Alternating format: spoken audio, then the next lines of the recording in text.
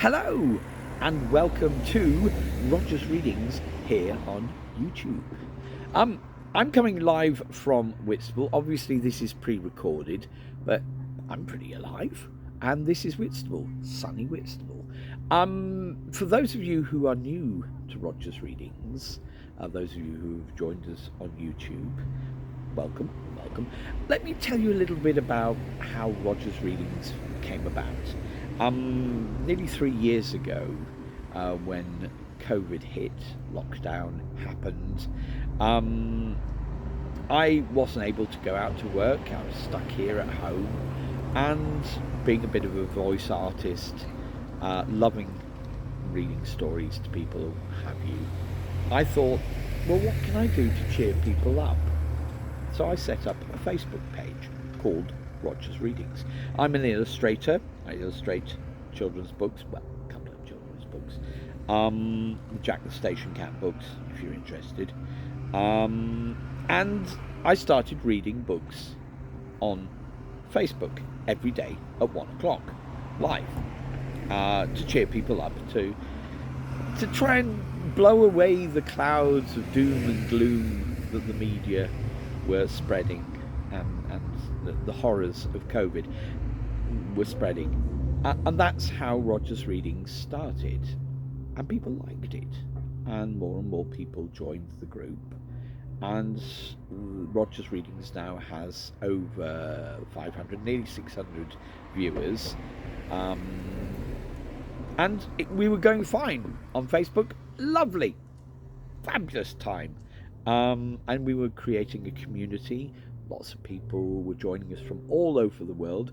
Some of the people were becoming friends and commenting on the various stories, enjoying the stories. We've done tons of stories, and if you want to go and listen to them, done all the Paddington stories, all the Horrid Henry stories, all of the Hitchhiker's Guide to the Galaxy, quite a few of the Terry Pratchett Discworld books. They're all saved either on Roger's Readings on Facebook or the Roger's Readings archive on Facebook. Now, unfortunately, on Facebook, a certain element managed to wheedle its way in and started making some very disgusting, horrible comments. Now, yes, there are security elements that you can put in place. They didn't work. This person managed to get through these, wheedle his disgusting, vile way in. And so, much as I didn't want to become a YouTuber, I gave in to it. The reason I don't want to become a YouTuber is because I believe that because I don't own the copyright to any of these works. Yes, some of the fiction that we read on Roger's Readings is written by me and friends. So, but majority of it is published work by writers, and I don't feel I should make any money out of this. So, and YouTube, you can make money on it. I don't want to do that. I don't want to charge anybody for any of the stories that I read because they're not my work. Okay? That's the reason I never wanted to do YouTube. But circumstances have happened where I have to become a YouTuber. So, we are now on YouTube. Now, today is Narnia Monday. We have a day set for each different genre, different stories. Mondays are Narnia, Tuesdays are Terry Pratchett, Discworld.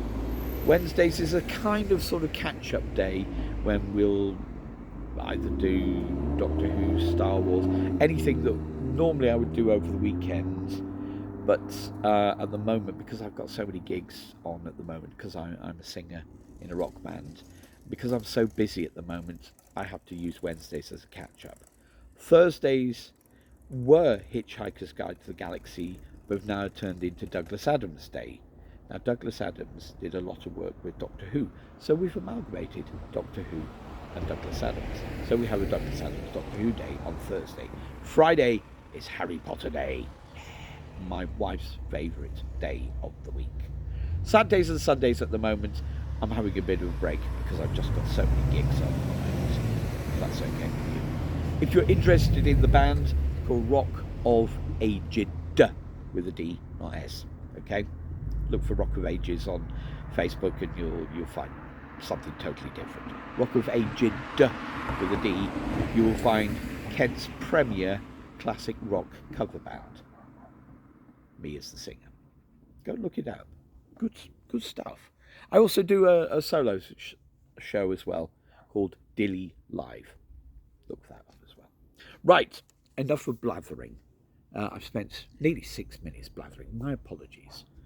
Today, as I said, is Narnia Day. Oh, by the way, we do everything in mirror version here. Because I just can't handle, having this finger up here and having it over there. It just does my head in. I'm sorry. But hey, you'll cope. You'll cope. Right. Which is why my t-shirt is backwards. Yeah. Okay. As I said, you'll cope. Also, I need plenty of tea and coffee during the readings. Okay, that's got you up to speed. As I said, previous books, previous chapters, previous stories are all saved on Rogers Readings and the Rogers Readings archive on Facebook. Now, we have read the previous books of the Chronicles of Narnia, which are The Magician's Nephew, The Lion, the Witch and the Wardrobe, The Horse and His Boy, and Prince Caspian. My apologies for the traffic. Normally we do this, indoors in the Rogers Readings studio, or the conservatory, as we like to call it here. But it's such a nice day, I thought we'd be out here. But we do get traffic noise, but you can manage. So we're on the Voyage of the Dawn Treader at the moment. When I can find my page. Crumbs. Right. Voyage of the Dawn Treader. Yes. Wonderful things, bookmarks. And we're on chapter 3. Okay. The Lone Islands. Oh no, we've done that one.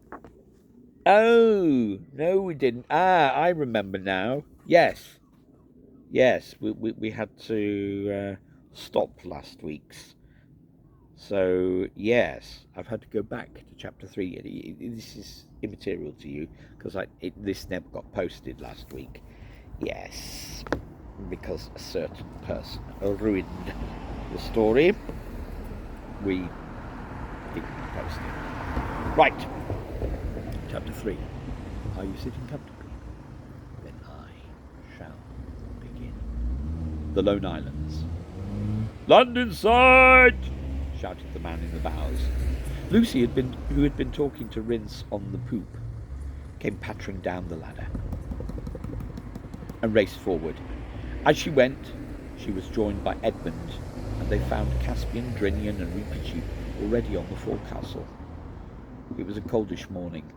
The sky was pale and the sea very dark blue, with little white caps of foam, and there, a little way off on the starboard bow, was the nearest of the Lone Islands, Felimath, like a low green hill in the sea, and behind it, further off, the grey slopes of its sister Dawn. "Same old Felimath, same old Dawn," said Lucy, clapping her hands. "Oh, Edmund, how long it is since you and I saw them last." "I've never understood why they belong to Narnia," said Caspian. "Did Peter the High King conquer them?" "Oh, no," said Edmund. "They were Narnian before our time, in the days of the White Witch. By the way, I've never yet heard how these remote islands became attached to the Crown of Narnia. If I ever do, and if the story is at all interesting, I may put them in some other book." "Are we to put in here, sire?" asked Drinian. I shouldn't think it would be much good landing on Felimath," said Edmund. "It was almost uninhabited in our days. It looks as if it's still the same. People live mostly on Dawn and a little on Avra. It's the third one. You can't see it yet. They only kept sheep on Fenimouth." "Then we'll have to double that cape, I suppose," said Drinian, "and land on Durn. That'll mean rowing." "I'm sorry we're not landing on Fenimouth," said Lucy. "I'd like to walk there again. It was so lonely. A kind of loneliness, and all grass and clover and soft air. A nice kind of loneliness." "I'd love to stretch my legs now too," said Caspian. "I tell you what, why should we go ashore in the boat and send it back? And then we could walk across Fenimouth and let the Dawn Treader pick us up on the other side." If Caspian had been as experienced then as he became later on in his voyage, he would not have made this suggestion, but at the moment it seemed an excellent one. "Oh, do let's," said Lucy. "You'll come with us, will you?" said Caspian to Eustace, who had come on deck with his hand bandaged. "Anything to get off this blasted boat," said Eustace. "Blasted?" said Drinian. "How do you mean?" "In a civilized country like where I come from," said Eustace, "the ships are so big that when you're inside you wouldn't know you were at sea at all." "In that case you might just as well stay ashore," said Caspian. "Will you tell them to lower the boat, Drinian?" The king, the mouse, the two Pevensies, and Eustace all got into the boat and were pulled to the beach of Fenimouth. There's a map for you to see, obviously in backwards, but I'll scan it and put it up on the page for you. When the boat had left them and was being rowed back, they all turned and looked round. They were surprised at how small the Dawn Treader looked. Lucy was, of course, barefoot, having kicked off her shoes while swimming, but that is no hardship if one is going to walk on downy turf. It was delightful to be ashore again, and to smell the earth and grass, even if at first the ground seemed to be pitching up and down like a ship, as it usually does. For a while, if one has been at sea. It was much warmer here than it had been on board, and Lucy found the sand pleasant to her feet as they crossed it. There was a lark singing. They struck inland and up a fairly steep, though low hill. At the top, of course, they looked back, and there was the Dawn Treader, shining like a great bright insect and crawling slowly northwestward with her oars. Then they went over the ridge and could see her no longer. Dawn now lay before them, divided from Fenimouth by a channel about a mile wide. Behind it and to the left lay Avra. The little white town of Narrow Haven on Dawn was easily seen. "Hello! What's this?" said Edmund suddenly. In the green valley to which they were descending, 6 or 7 rough-looking men, all armed, were sitting by a tree.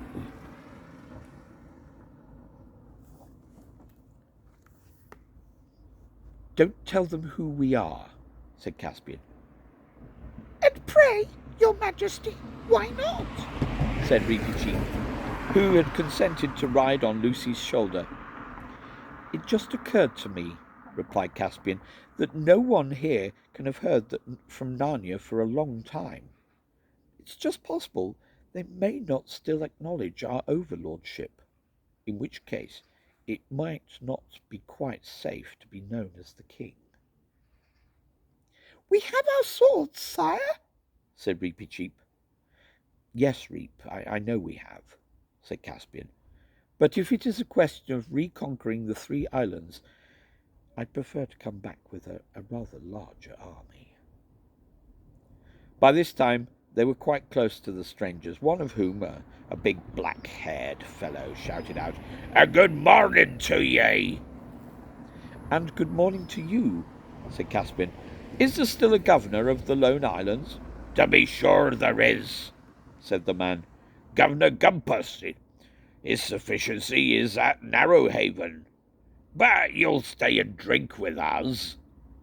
Caspian thanked him, though neither he nor the others much liked the look of their new acquaintances, and all of them sat down. But hardly had they raised their cups to their lips when the black-haired man nodded to his companions, and as quick as lightning all the 5 visitors found themselves wrapped in strong arms. There was a moment's struggle, but all the advantages were on the other side, and soon everyone was disarmed and had their hands tied behind their backs, except Reepicheep, writhing in his captor's grip and biting furiously. "Careful with that beast, Tax," said the leader. "Don't damage him. He'll fetch the best price of the lot, I shouldn't wonder." "Coward! Poltron!" squeaked Reepicheep. "Give me my sword and free my paws if you dare!" "Phew!" whistled the slave trader, for that is what he was. "It can charge! Well, I never did. Blowed if I take less than 200 crescents for him." The Calaman crescent, which is the chief coin in those parts, is worth about 1/3 of our pound. "So that's what you are," said Caspian. "A kidnapper and a slaver. I hope you're proud of it." "No, said the slaver. "Don't you start any jaw. Easier you take it, the pleasanter are all round, see? I don't do this for fun. I got my limit to make, same as anyone else." "Where will you take us?" asked Lucy, getting the words out with some difficulty. "Over to Narrowhaven. See, New Haven, Narrowhaven, yeah, they're very similar.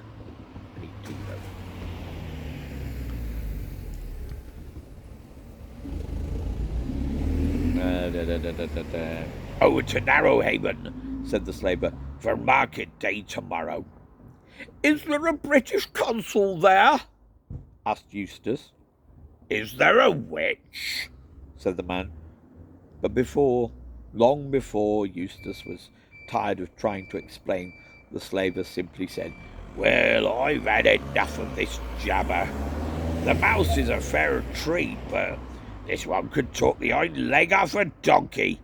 Off we go, mates." Then the 4 human prisoners were roped together, not cruelly, but securely, and made to march down to the shore. Reepicheep was carried. He had stopped biting on a threat of having his mouth tied up, but he had a great deal to say, and Lucy really wondered how any man could bear to have the things said to him which were said to the slave dealer by the mouse. But the slave dealer,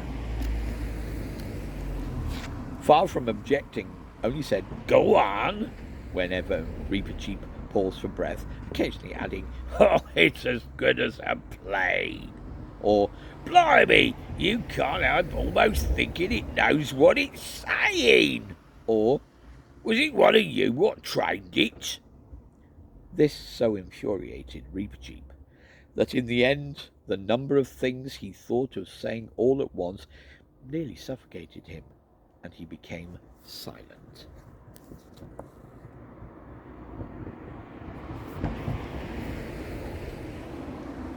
When they got down to the shore that looked towards dawn, they found a little village and a longboat on the beach, and lying a little further out, a dirty, bedraggled-looking ship.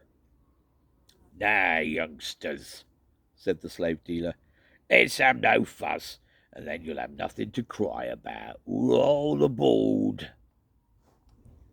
At that moment a fine-looking bearded man came out of one of the houses, an inn, I think, and said, "Well, Pug, More of your usual wares?"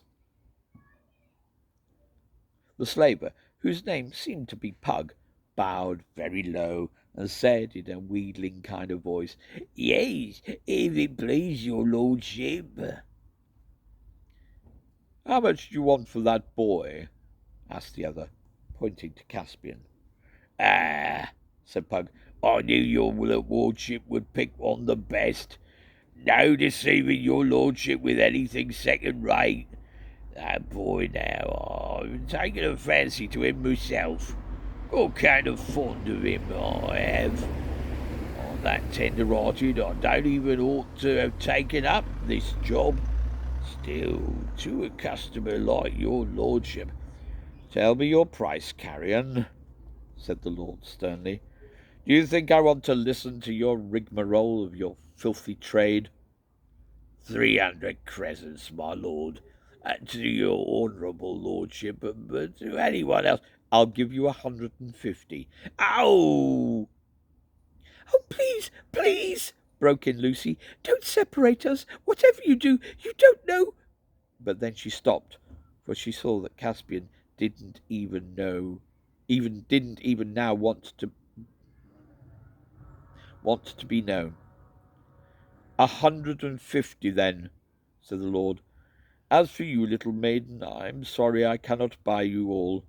Unrope my boy, Pug, and look, treat these others well while they're in your hands, or it'll be the worse for you all. Well, said Pug, now who ever heard of a gentleman in my way of business who treated his stock better than what I do? Well, why, I treat them like my own children. That's likely enough to be true, said the other grimly. The dreadful moment had now come. Caspian was untied, and his new master said, This way, lad. And Lucy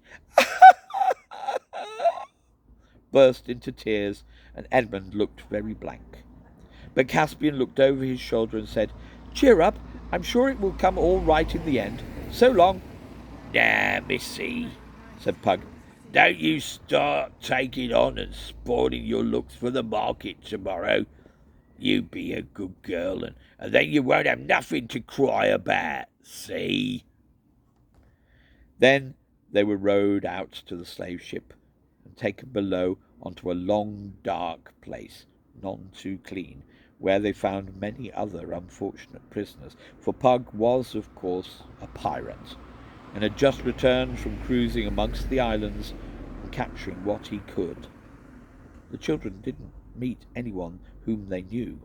The prisoners were mostly Galmians and Terebinthians, and there they sat in the straw, and wondered what was happening to Caspian, and tried to stop Eustace talking as if everyone except himself was to blame. Meanwhile, Caspian was having a much more interesting time. The man who had bought him led him down a little lane between two of the village houses, and so out into an open place behind the village. Then he turned and faced him. You needn't be afraid of me, boy, he said. I'll treat you well. I bought you for your face. You reminded me of someone. May I ask of whom, my lord? Said Caspian. You remind me of my master, King Caspian of Narnia. Then Caspian decided to risk everything on one stroke. My lord, he said, I am your master. I am Caspian, King of Narnia. You make very free, said the other. How shall I know this is true? Firstly, by my face, said Caspian. Secondly, because I know within 6 guesses who you are.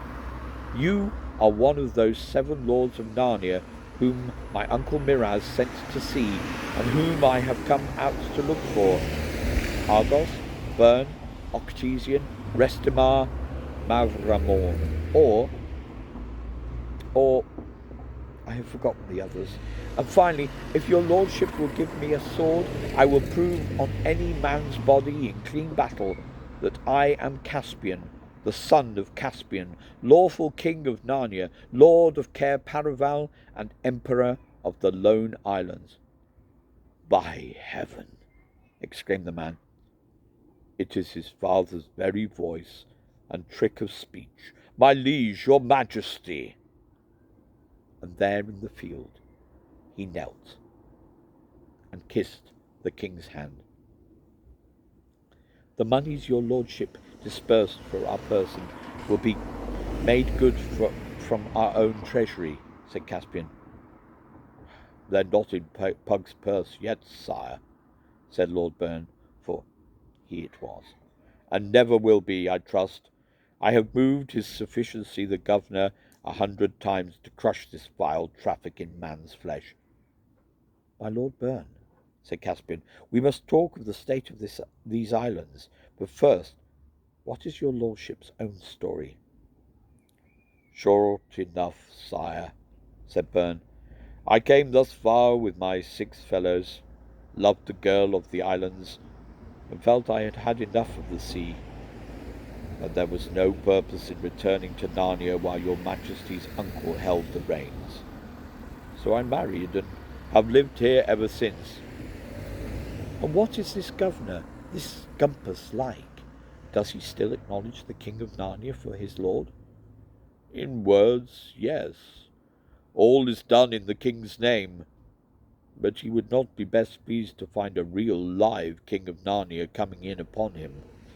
And if your majesty came before him alone and unarmed, well, he would not deny his allegiance, but he would pretend to disbelieve you. Your grace's life would be in danger. What following has your majesty in these waters? There is my ship just rounding the point, said Caspian. We are about 30 swords if it came to fighting. Shall we not have my ship and fall upon Pug and free my friends, whom he holds a captive? Not by my counsel, said Byrne. As soon as there was a fight, 2 or 3 ships were put out from Narrow Haven to rescue Pug. Your majesty must work by a show of more power than you really have, and by the terror of the king's name. It must not come to plain battle. Gumpus is a chicken-hearted man, and can be overawed. There is the Dawn Treader.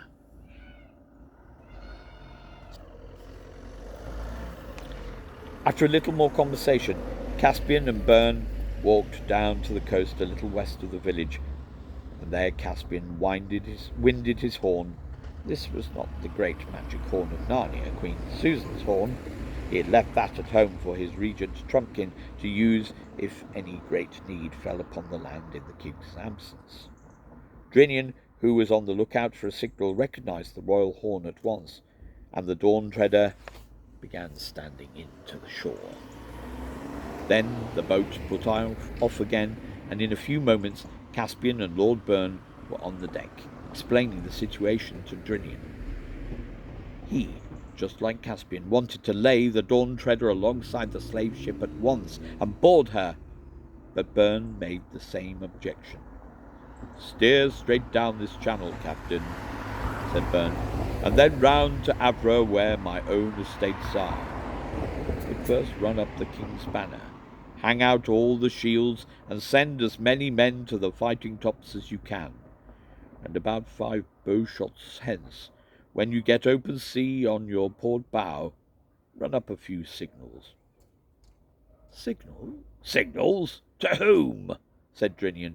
Why, to all the other ships we haven't got, but which it might be well for Gumpus thinks we have. Oh, I see, said Drinian, rubbing his hands. And they'll read our signals. What shall I say? Whole fleet round the south of Avra and assemble at Burnstead, said Lord Byrne. That'll do excellently. Their whole journey, if there were any ships, would be out of sight from Narrow Haven. Caspian was sorry for the others languishing in the hold of Pug's slave ship. but he could not help finding the rest of that day enjoyable. Late in the afternoon, for they had to do all by oar, having turned to starboard round the north-east end of Dawn, and port again round the point of Avra, they entered into a good harbour on Avra's southern shore, where Burns' pleasant lands sloped down to the water's edge. Burns' people, many of whom they saw working in the fields, were all freemen, and it was a happy and prosperous Fife. Here they all went ashore, and were royally feasted in a low pillared house overlooking the bay. Burn and his gracious wife and merry daughters made them good cheer, but after dark Burn sent a messenger over by boat to Dawn to order some preparations, he did not say exactly what, for the following day. And that, dear friends, is where we shall leave it for today. Thank you so much for joining me. Tomorrow, as I say, will be Hitchhiker's... No, not Hitchhiker's Guide. We've done all that. Sir Terry Pratchett Day. Sir Terry Tuesday. Join me for The Last Hero by Sir Terry Pratchett. Till then, stay safe, stay healthy, but above all, stay happy. Big smiles all round, if you please. Thank you for being with me. Take care. God bless.